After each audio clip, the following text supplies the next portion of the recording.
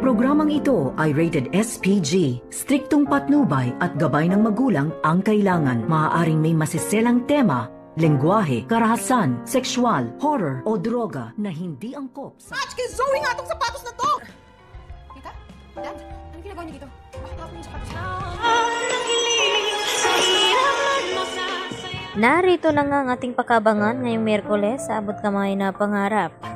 Ikinalulungkot nga dito nila Giselle at RJ ang ibinalita dito ni Chef Gonzaga tungkol dito sa nakuha ngang fingerprint results dito kay Zoe na hindi nga daw ito tugma dahil ang nakuha lamang nila ay itong fingerprint dito ni Don Pepe na yun nga ay inaakala na may kinalaman nga itong si Zoe at itong si Moira. Subalit ay may nakuha naman silang panibagong ebidensya na magpapatunay na itong si Zoe ay sangkot nga dito sa nangyaring aksidente kay Don Pepe.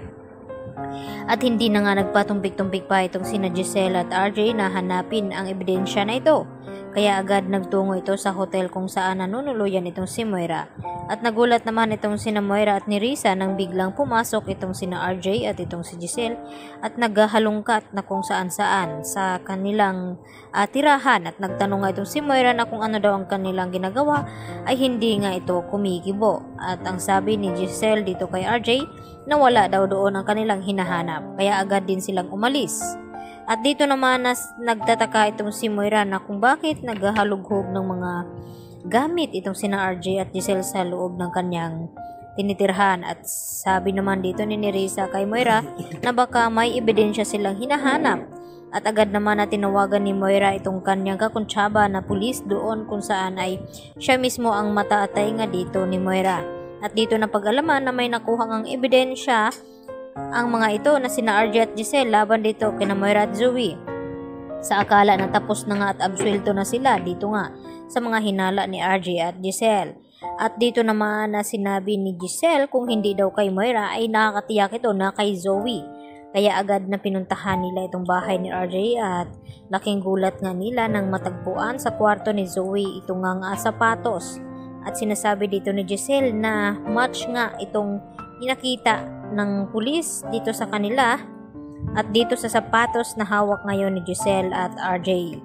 Kaya walang duda na pagmamay-ari nga ito ni Zoe.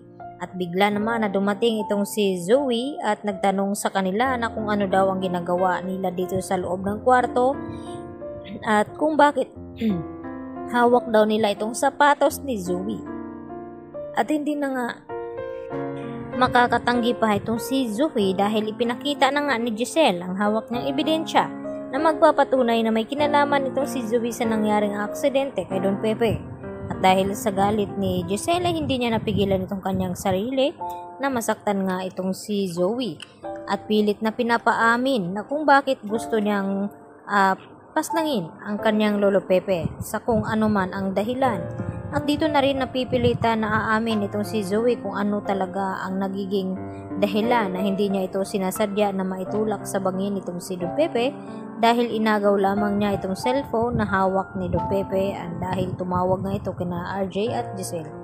At ang ididiin dito ni Zoe ay walang iba kundi itong si Moira dahil siya naman talaga ang nagpapakidnap dito nga kay Don Pepe.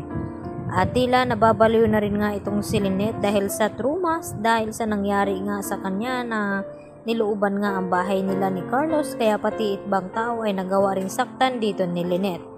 Kaya yan naman ang ating pakaabangan bukas kung makaligtas pa ba itong si Zoe sa mabigat na ebidensya na hawak ngayon ni RJ at Giselle. Yan lang po at marami pong salamat sa inyong panonood.